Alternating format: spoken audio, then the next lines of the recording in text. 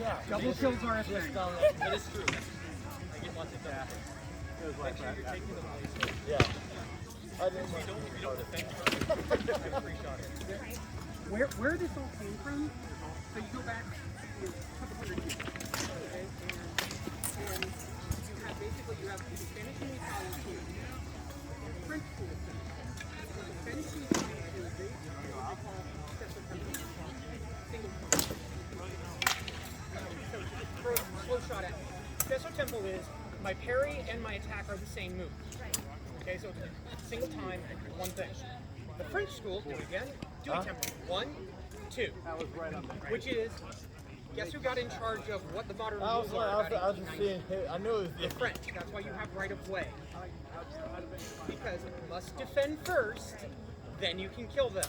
Whereas the Italians are like, screw that, I hit him. Who cares? You know, and so that's where that whole mindset comes from. This is not a bad thing one way or the other. It's just that, like Mike was saying, is make sure you've got the blade cleared, then throw your attack. If you can do both at the same time, bonus. The only problem with Stesso tempo is if when you screw up on Stesso, I said when, not if, you miss. Oh, and now you're kind of dead. You know, so it can be done. It's just that that's where you got to balance between two. Okay. Also remember, Yeah, that's good. I forget all the time. yeah.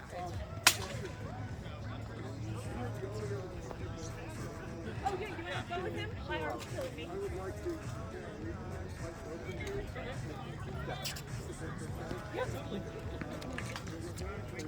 Yeah, my arm's dying. Give your arm a rest. It's just Hi, so heavy. I'm Avery. Lydia. Lydia. Yes. Please understand, we'll meet 12 more times and I'll go, we've met, who are you? Fantastic. I don't remember names. No worries. But anyways, yeah, you're looking good. You move. You obviously have your lower body understands what it's supposed to do. Right. You know, and you can play with it. You know, I always tell people don't do my sport. I have a black belt in judo that wow. that I started when I was a teenager, and so and I have no legs. I have a 26-inch GC. I have no legs. So my balance is very different. I will do a lot of things that, you know, but the one thing I saw when you were coming on guard, you tend to Move forward. yeah, you'll kick your butt out and over, so you're still balanced in between. And that front knee is still bent a little bit, but it straightens a little bit. Okay. Because you know, it's cocking you forward, which, two issues. A, you now put your head here, and you know, rule one, don't parry with your face. But the other part is, when you stand like that and you adjust here, the more that front knee straightens, the less mobile that front leg is. Okay. You know, because in order to move it, now you gotta bend it, then you can do something with it. Okay? I tend to do what I call front loading. I will be over my front foot. However, see how that knee, you know, my knee is basically over the arch of my foot, and it's all here. So I can still move. If I have to go backwards, you know, the weight's already there, I just push. If I go forward, my movement forward is not, you know, when you're here, they talk about pick up your foot, push off your back leg, you know, do that proper lunge. Instead of that, if you happen to be more front loaded, all you do is you pick up your foot and catch yourself when you fall. You know, that's my lunge. You know, it's not like I have much of a lunge anyways, but you know, but that's where I can get that, at least that little bit of an explosion. Whatever the back leg does off of it is pushing it forward, but it's not controlling with the, you know, the front foot is a guide, that's it. Right. You know, because because of being front loaded, it takes too much to change my balance, pick it up, and go forward from there. But yeah, that here. Come on, guard. There. That looks good. And what you were doing, if it's okay if I move your shoulder? Okay. What you were doing was, you were back here.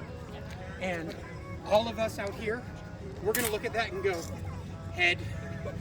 You know, it's like, oh look, she's leaning into it. And the other problem is if you're here and you're front loaded and you're over that, getting out of it, unless you're prepared for it, and you know that's exactly what you're doing, this is giving your opponent a half of a beat before you can get out of it. Okay. And you know as well as I do, that's all someone's gonna need in order to make that shot work. But again, you can do it. Be aware of the dangers of what you're doing. She's front loading, and so she's, you know, the butt's going back, the head's coming over, and it's like almost over her toes. And I was like, you can do that, but just be aware. Yeah, I set for attacks like that. As Will called me on it earlier. Yep. I set, and my hips are out of range, and I lean into range. And so as I start the attack, it has the defense set up. Yep. And I just impale myself with your sword like I just did. Right. And that's the other problem with, if you're here and the arm is extended out here, come on guard for a sec. Especially if I've got something like a dagger or a long blade in this hand, and then I get to kick where Right. you know, and it's like, if you're, you know, extending out is not a bad thing. Again, be aware, because if you're back and they try and take your blade, you can get out of there, you can do something with it. If you're already extended out there and you're leaning forward, also, leverage is now my friend. Well, leverage is gonna be your friend until I can get my hand to hold up this blade for more than 50 seconds. The other important thing that Twill neglected to tell you is we have a strong side and a weak side. Yes. Weak side of the blade, strong side of the blade. So here. Yeah. Yep. Jerry, this way in, yeah. Yeah. So push against my arm there. With the, not with the With the flat, edge. with the blade edge. Push against my arm there. There we go, and then try the other side. Other way. So I'm gonna come from the outside, same way. No, Other way. And then roll it through, yeah. There we go. And then try to push against my arm. Yeah, that's why that's the weak side. So never pair with the weak side. Okay. Unless you, again, Everything's qualified with unless That's you true. can and you know what you're doing. fencing is like jazz. Really, it is. I haven't heard that. No, think about it. Because with jazz, the way that you become a really, really good jazz player is you learn how to play an instrument. And then you learn how to break all the rules. But you gotta know what the rules are first Right. before you go break them. It's the same thing. You know, one of my favorite parries, that's back edge. You know, but if I just do it as a flick and then come online, you can do that. You know, you can do, that's back edge. You know, there are ways to make it work, but this is a hell of a lot stronger. You know, same thing with there. Just like with Saber, you know, you have the weak part of the blade, the strong part of the blade. You want to do your parries here if you can, you know, rather than out here. Unless you don't. You sort of tally how many times you did. Yeah, Unless exactly. You know. I know. I'm sorry. You know, but yeah, you know, it's, but just here. You're right. What time do you need to make? Like, I can go again if you want.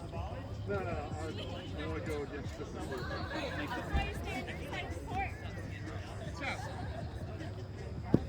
That's what you're starting with. We might want to pause so we can let them fend. Oh yeah, you guys go play. Go play. This is what's next. And just put it in her hand, not actually cover. I felt that coming because as soon as Quinn goes, here's a dagger. I'm like, ooh. Yeah. So. Ooh. Did you bend these up yourself? Or No. That's from Darkwood. It's actually a period design. It's 1580s Highland Scotland. It's called a Reaver dagger. And the ones in period, the blades are about that long and they're about that wide. I mean, they are. I'm going to shank you in an alley. You know, mean. Thank you once and you regret that. Yeah, exactly. But I got it because I fight thrust with this. Because before I just had like the simple guard on it. And fighting cut wrist is asking to get your knuckles broken. This, okay, I can do that. You know, but I've actually started using it on the radio field. And I'm actually Yes, you can get it in there. Funny, I was fighting Lorenzo earlier, and 3 times I absolutely locked his blade. It was there, it's in here, it's totally locked. I got it. Right. Unfortunately, my blade was over here and his dagger was in my chest. I was like, okay, that didn't work well, right? You know, but the concept was good, but yeah. This one I like. I mean, it's good hand protection. The nice period with like a single ring, like when it uses or John with just a little bit of a shell on it. Those are great. I'm old. I'm lazy. Protect my hand. Like keep your knuckles in shape they're in. Yeah, I mean, this is. I've been fighting with this for a little over 20 years now, and it's open. But honestly, I get my right hand taken like. Good one. Thank you. You too. They guided them. About once every month at most. My hands gonna work tomorrow. Yeah. Take care, man.